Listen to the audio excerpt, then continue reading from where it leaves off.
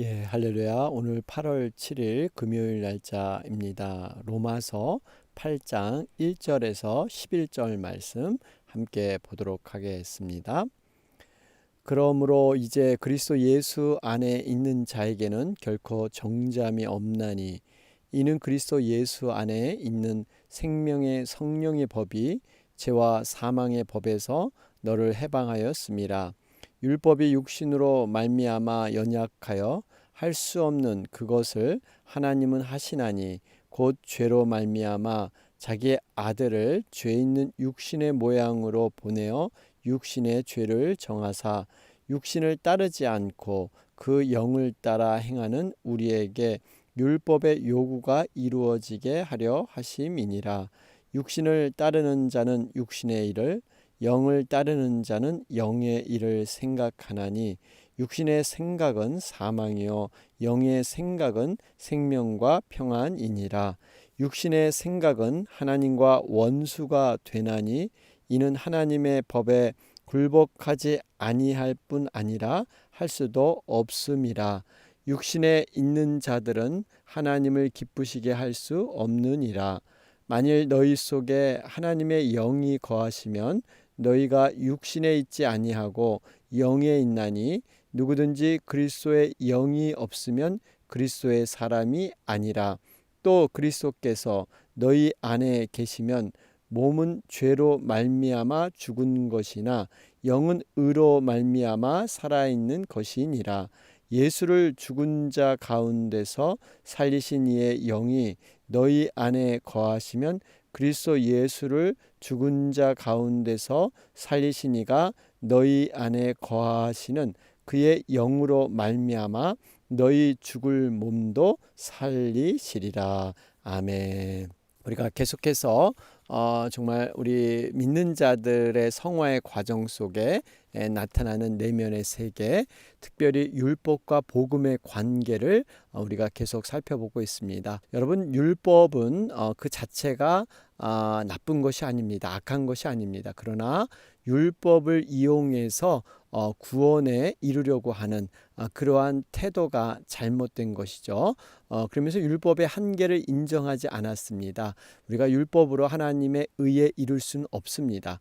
그러한 인간의 한계, 이것을 보게 되죠. 그래서 어제 말씀을 통해서 바울조차도 자신이 율법에는 흠이 없는 자였지만 그가 고백이 무엇이었습니까? 24절에 오라 나는 공고한 사람이로다 이 사망의 몸에서 누가 나를 건져내랴. 그렇죠? 정말 처절한 외침이고 피비린내 나는 그런 내적인 영적의 싸움, 이 고백을 바울은 하고 있습니다. 자, 그러면서 25절에 우리 주 예수 그리스도로 말미암아 하나님께 감사리로다. 결국 나의 이 곤고한 사망의 몸에서 건져낼 자는 내가 아니라 어떠한 예수 그리스도만이 이것이 가능하다. 그 예수님을 만나서 너무 기쁘다 말씀하고 있습니다. 자, 그러면서 오늘 이어지는 말씀이 그러므로, 여러분, 굉장히 중요한 의미가 있어요.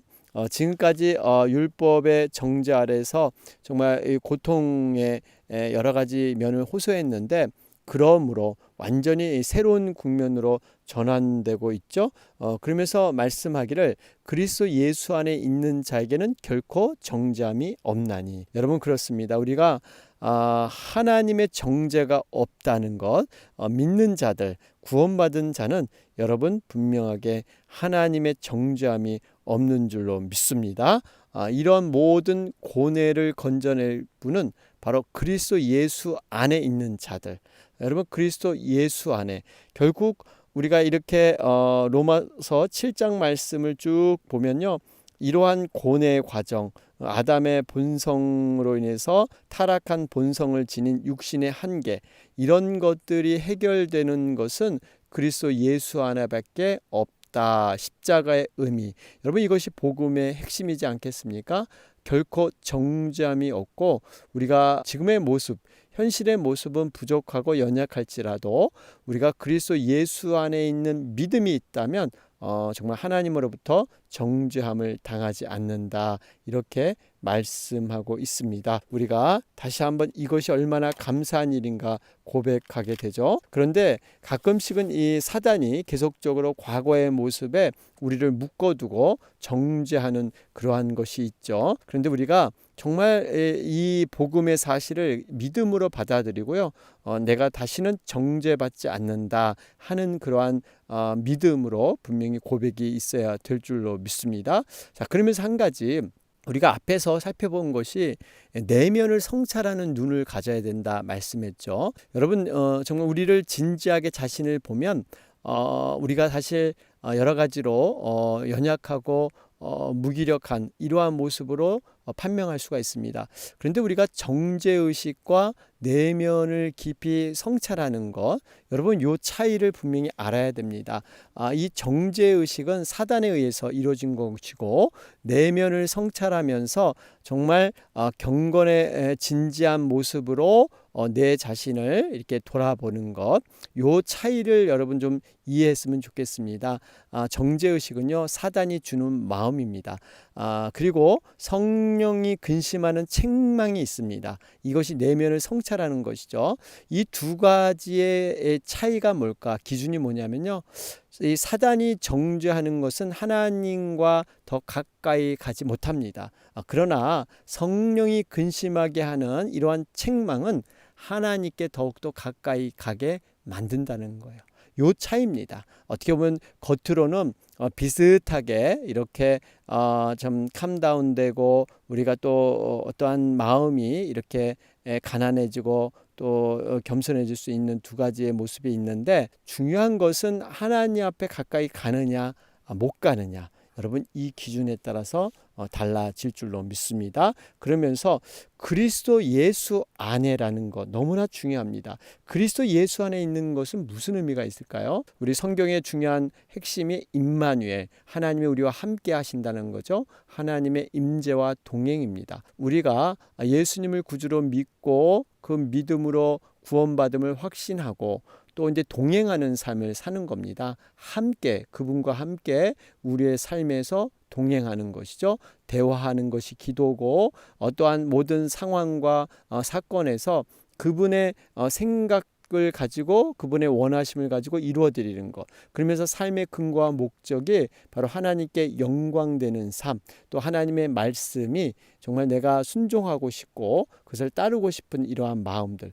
여러분 이것이 동행하는 증거고요. 그리스도 예수 안에 있는 증거인 줄로 믿습니다. 그리스도 밖에는 없습니다. 예수 안에만이 여러분 정죄함을 받지를 않는다는 것이죠. 그런데 우리가 이 말씀을 자칫하면 정말 그 그리스도 예수 안에 있는 자는 정죄함이 없다 그랬는데요. 이것을 자칫하면은 오용할 수 있는 소지도 있습니다.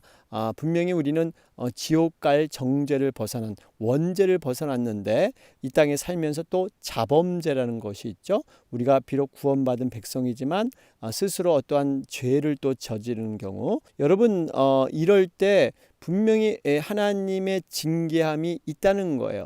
여러분 이것을 우리는 깨달아야 합니다. 분명히 하나님께서 구원받은 백성을 사랑하기 때문에, 관심이 있기 때문에 여러분 잔소리도 있는 것이죠.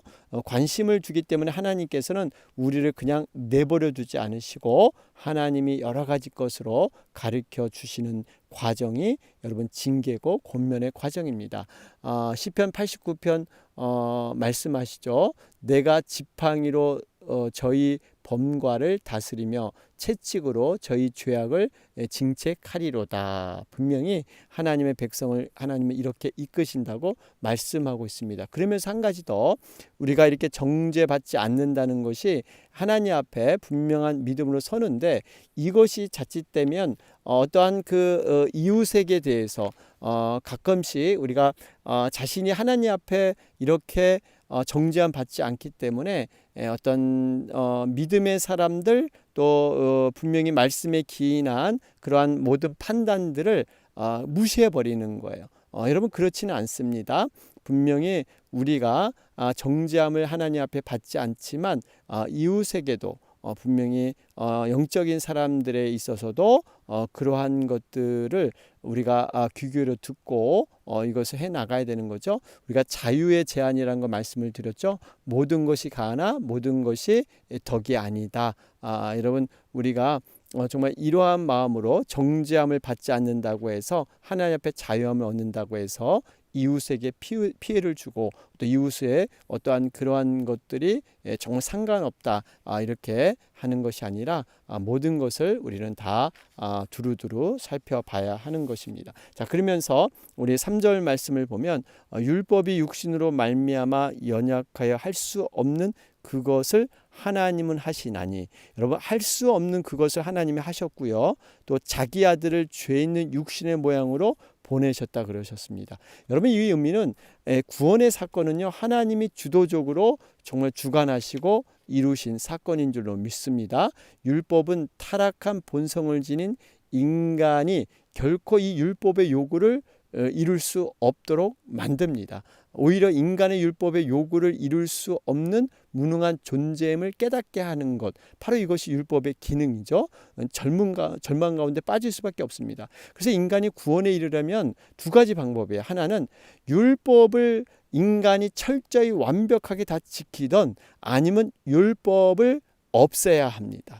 이 두 가지 중에 하나예요. 그래야만 우리가 구원에 이를 수가 있는 거죠. 그런데 여러분 율법이 없어질 수는 없죠. 천지기는 없어지기 전에 율법은 1.1획도 반드시 없어지지 않는다고 했습니다. 그러면 과연 구원의 길을 어떻게 이룰 것인가? 그 방법이 오늘 말씀에 나왔죠. 바로 자기 아들을 죄 있는 육신의 모양으로 보내셨다. 여러분 인간의 모양으로 보내주셔서 사실 우리 인간과 동일한 성정, 어떠한 그 감정과 성품을 지닌 그러한 몸으로 이렇게 하나님이 들어오셨죠. 그러나 죄는 없으세요. 분명히 성령으로 잉태됐기 때문에 죄는 없으십니다. 이 의미는 바로 이 방법을 통해서 바로 이 율법의 의를 친히 이루셨습니다. 그래서 우리가 율법의 정죄 아래 우리가 들어가지 아니하는 이러한 모습이 된 거죠. 이것이 바로 예수 그리스도 통해서 완성된 줄로 믿습니다. 그러면서 4절에 보면 육신을 따르지 않고 그 영을 따라 행하는, 그렇죠? 여러분 우리가 육신을 따를 수도 있고 영을 따라 행할 수가 있습니다. 바로 두 가지예요. 우리가 정말 이 육신이란 것은 단순히 육체를 의미한 것은 아니고요. 이 육신이란 것은 우리의 물질적인 육체만을 가리키는 것이 아니라 타락 이후에 인간의 전 인격적인 부패함, 이것을 얘기하고 있죠. 그러니까 인간의 육신의 부패함을 따라가는 것이 아니라 우리에게 성령을 주신 그 영으로 우리가 따라가는 것, 여러분 이것이 진정한 정말 하나님의 은혜로만이 가능하게 된 줄로 믿습니다. 그러므로 우리가 그리스도의 은혜를 제외하고는, 이 은혜 아니면 인간의 노력으로, 인간의 공로로 구원받을 수 없다. 율법을 지키려는 그러한 그 자체가 정말 무지한 것이다. 오로지 은혜 없이, 하나님의 은혜 아니면 우리는 구원을 이룰 수 없다 하는 것이 바로 우리의 고백이 되는 것입니다. 그러면서 5절과 6절 말씀을 보시면, 육신을 따르는 자는 육신의 일로 영을 따르는 자는 영의 일을 생각하나니, 육신의 생각은 사망이요 영의 생각은 생명과 평안이니라. 여러분 우리가 무엇을 따르느냐, 어떤 기준으로 살아가느냐에 따라서 열매가 분명하게 다르게 이루어질 줄로 믿습니다. 특별히 6절에 보면 생각이란 말이 반복되잖아요. 육신의 생각은 사망이고 영의 생각은 생명과 평안이라. 생각이라는 것은요, 우리가 여러 가지 그런 생각이 있는데 그것을 한 곳에 마음을 모으는 걸 얘기하죠. 그래서 여러분 생각을 붙잡게 되면 내 마음이 움직이게 돼 있어요. 여러분 이것이 바로 시선이죠. 여러분 믿음은 시선이라 그러잖아요. 무엇을 바라보느냐, 거기에 따라서 나의 행동도 달라진다는 거예요. 그렇기 때문에 여러분 우리가 먼저 생각부터 정리할 필요가 있어요. 생각은 무조건 다 떠오른다고 해서 내 마음의 감정에 다 일어난다고 해서 여러분 그 생각이 정말 옳은 것이냐? 아닙니다. 사단이 주는 유혹의 생각들이 상당 부분 많이 있습니다. 여러분 이것을 걸러내는 작업, 여러분 말씀과 기도로 가능합니다. 성령님의 그 인도함을 간절히 바랄 때 이런 생각을 정리하고요. 우리가 하나님이 원하시는 생각을 붙잡게 될 줄로 믿습니다. 유대인들은 이 하나님의 말씀에는 관심이 없었고요. 그들은 규례나 어떠한 그 전통, 이런 자들에게는 생명과 평안이 없습니다. 하나님의 은혜를 아는 자, 여러분 그 자가 온전히 그 생명과 평안에 거할 줄로 믿습니다. 그러면서 그 결과는 확연하게 달라요. 사망이고 생명과 평안. 여러분 이걸 거꾸로 좀 얘기를 해보면요. 만약에 내 안에 생명과 평안이 없다라고 생각을 하면 우리가 영의 생각을 온전히 추구하지 못한다, 이렇게 볼 수가 있습니다. 내 안에 늘 불안함과 두려움과 어둠의 영이 있다면요, 그거는 육신의 생각에 지금 내가 쫓겨가고 있다는 얘기예요. 여러분 그렇기 때문에 우리가 정말 이 열매를 보면서 그 나무의 뿌리까지도 우리가 이렇게 추측해 볼 수가 있다는 것입니다. 여러분 바라기는 정말 영의 생각으로 충만케 되시는 여러분 되시기를 바랍니다. 그러면서 7절과 8절 말씀에 또 한번 반복되기를, 육신의 생각은 어떤 것이 됩니까? 하나님과 원수가 된다고 합니다. 그리고 하나님의 법에 굴복하지 않을 뿐 아니라 할 수도 없습니다. 여러분 육신의 생각은 이렇게 한계가 있어요. 분명히 하나님과 결코 만날 수 없는 육신의 생각의 한계를 분명히 얘기하고 있습니다. 육신의 생각은 아까 말씀드렸지만 인간의 본성, 타락된 본성에서 나오는 그러한 생각들, 이것이 바로 육신의 생각들입니다. 혈과 육에 얽혀서 인간 편에서 아무리 고상한 경건한 생각을 하는 것 같아도 여러분 하나님 앞에 원수가 될 수 있어요. 인간의 선한 생각조차도 하나님은 악하다고 볼 수도 있습니다.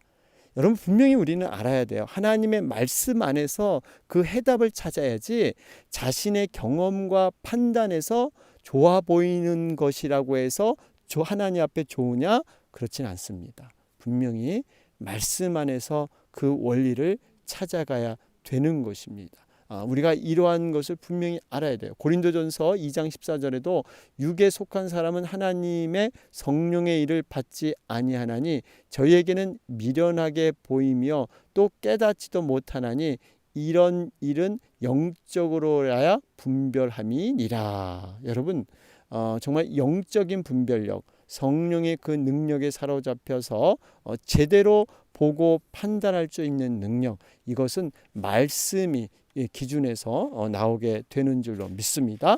자, 그러면서 우리 9절부터 우리 쭉 11절 말씀을 보면요, 여러분 여기서 이 그 그리스도 영을 모시고 사는 것, 우리는 사실 성령을 모시고 사는 사람들이 크리스찬이에요. 여러분 영이 있습니다. 우리 좀 이런 비유가 어떨지 모르지만 여러분 이런 샤머니즘, 무속 신앙이 무당도요, 그 어떤 귀신의 영을 받습니다. 그래서 자신의 어떠한 힘으로가 아니라 귀신의 그러한 힘을 빌려서 뭔가 희한한 능력을 발휘하기도 하죠. 여러분 우리 하나님의 영, 성령은 모든 영계를 통틀어서 가장 귀하시고 높으신 분이십니다. 우리도 크리스찬 세례를 받으면요, 하나님의 영이 하늘로부터 임하게 되는 거예요. 그래서 내가 산 것이 아니라 내 안에 사신 예수 그리스도, 그분이 사시게 되는 거죠. 여러분 성령을 우리는 모시고 사는 것입니다. 그래서 그분을 인격적으로 대우하고 그분의 그런 말씀을 따라가고 영을 우리는 이렇게 모셔서 영이 인도하는 대로 가는 것이죠. 여러분 그래서 누가복음 11장 13절에 보면 너희가 악할지라도 좋은 것을 자식에게 줄 줄 알거든 하물며 너희 천부께서 구하는 자에게 성령을 주시지 않겠느냐. 여러분, 좋은 것은 바로 성령인 줄로 믿습니다. 세상에 좋은 것은요, 성령이에요. 어떠한 성공의 어떠한 그러한 것, 내가 무엇을 성취하고 얻는 것이 아니라, 여러분, 성령님께 붙잡히는 자, 여러분, 복의 근원을 우리는 바로 받는 거지 않습니까? 여러분, 이런 성령을 늘 사모하는 가운데 성령 충만한 삶을 사시기를 바랍니다. 여러분, 우리가 신앙생활을 해도 아볼로의 신앙에서 멈춰서는 안 됩니다. 물 세례만 아는 것, 회개하는 세례 요한의 세례만 아는 것, 그것이 아니라 정말 성령 세례를 알아야 되고요.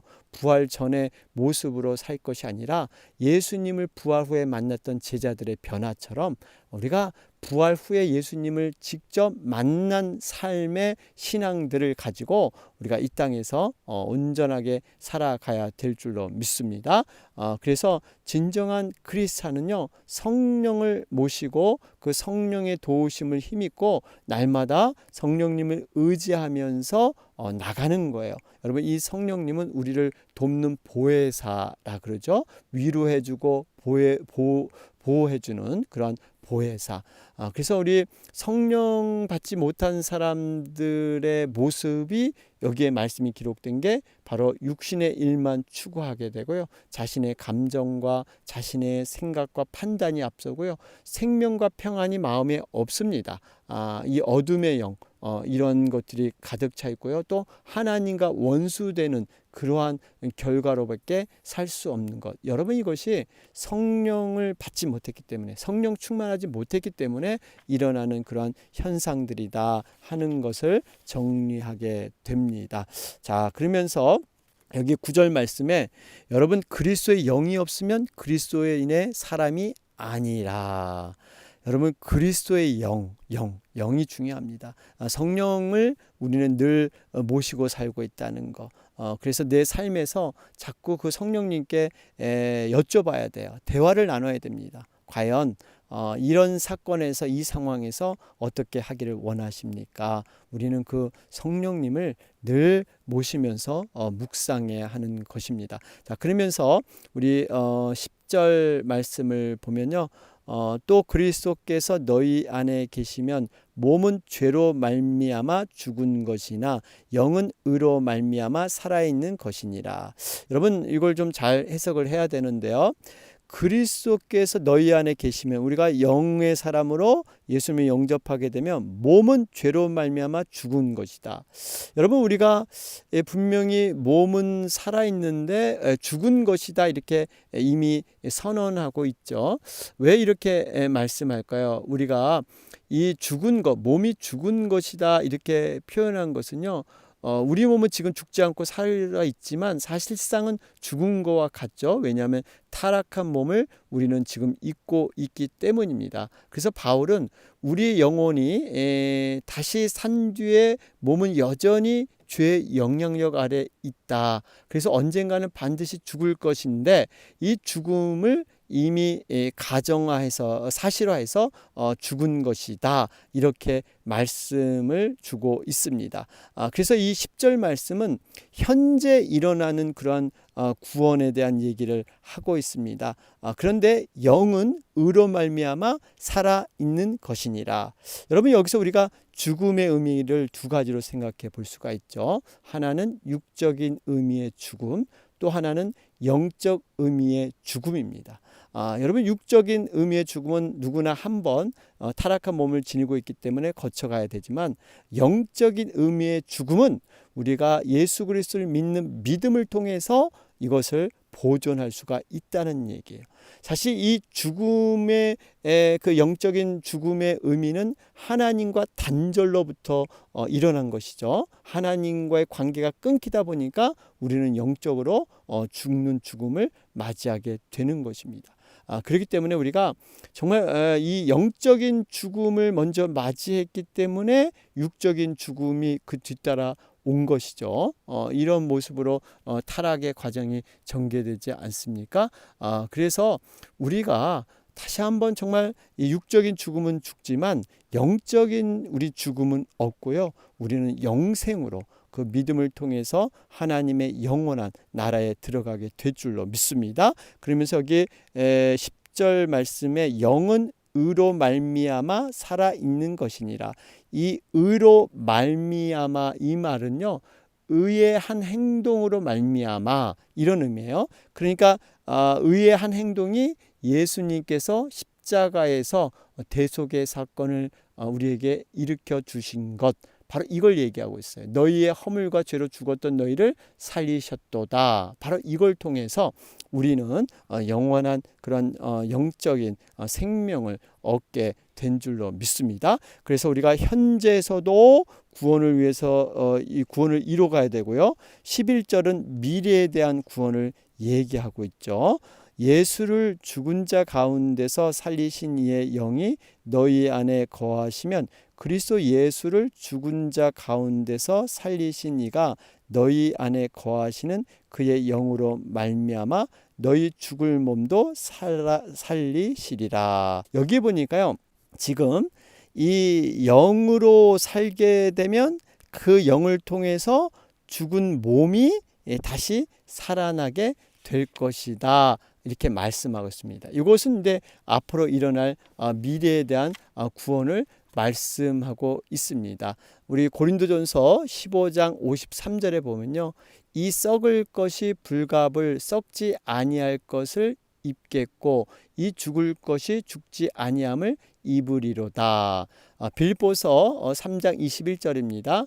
그가 만물을 자기에게 복종케 하실 수 있는 자의 역사로 우리의 낮은 몸을 자기 영광의 몸의 형체와 같이 변케 하시리라.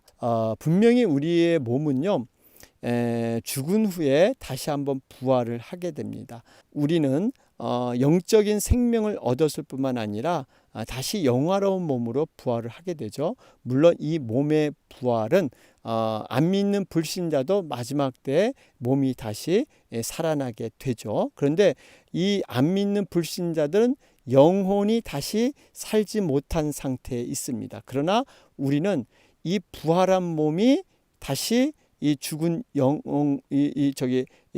몸과 죽은 몸과 결합해서 우리는 영원히 살게 되는 것이죠. 이 원리가 달라요. 그러니까 이 몸은 안 믿는 자랑 믿는 자 다 다시 새롭게 태어나지만 부활하지만 영원한 생명이 없기 때문에 안 믿는 자는 영생을 할 수가 없는 것이죠. 진짜 예수 그리스도를 통해서 우리는 영생을 얻고 영원한 생명을 우리는 소유하게 된다. 이것이 사실 기쁜 소식이고 복음의 소식이 되는 줄로 믿습니다.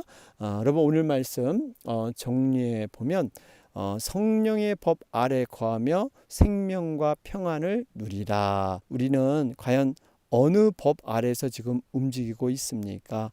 진정으로 우리는 육신의 생각이 많습니까? 영의 생각이 많습니까? 여러분, 육신의 일은 결국 사망으로 끝납니다. 영의 생각은 생명과 평안으로 나타납니다. 육신을 따르는 자는 육신의 일만, 또 영을 따르는 자는 영의 일을 생각하게 되어 있습니다. 우리가 과연 어떠한 생각을 붙들고 사느냐, 여러분, 이것이 우리의 인생을 주관하게 된다는 사실입니다. 오늘도 영의 생각으로 충만한 그러한 여러분 되시기를 주님의 이름으로 축원합니다. 아멘. 오늘 금요일 날짜입니다. 우리 교회 목장 모임 오전 오후에 있습니다. 여러분 위해서 소모임 기도해 주시고요. 또 계속해서 교회를 위해서, 또 코로나 사태 조속한 회복을 위해서 여러분 간절히 기도해 주시기 바랍니다. 다 같이 기도드리겠습니다. 주의 은혜라 주의